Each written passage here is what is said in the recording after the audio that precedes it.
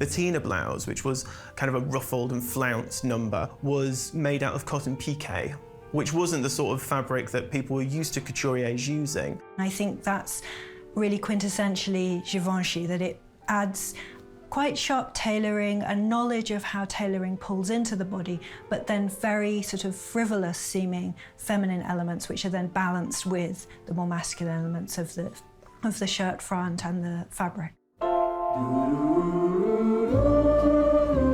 In 1953, Givenchy met Audrey Hepburn. It was to be the start of a lifelong relationship, and through the global reach of Hollywood, it allowed Givenchy's designs to be showcased around the world. I think it's a really interesting story how he meets Audrey Hepburn, that she is actually, it's via a Schiaparelli contact that she is brought to his house, and it's when she is looking for costumes for Sabrina. Well, hello, how are you?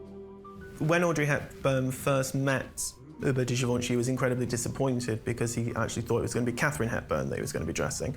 And then this kind of little waif turned up. But I think when she arrived in a little sort of shirt just knotted at the waist, and I think little capri pants and ballet shoes, I mean, he could just see that this was an actress who had absolute innate style. Oh, you look lovely, Sabrina.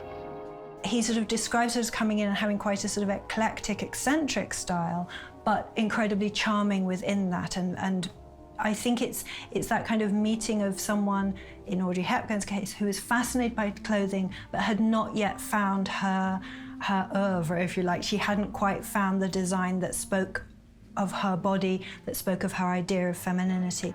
Kiss me, David. Love to, Sabrina. He dressed her for Sabrina to great acclaim, and also found that she had a genuine love for fashion. She was born in Belgium, so they had kind of an affinity in terms of that European upbringing.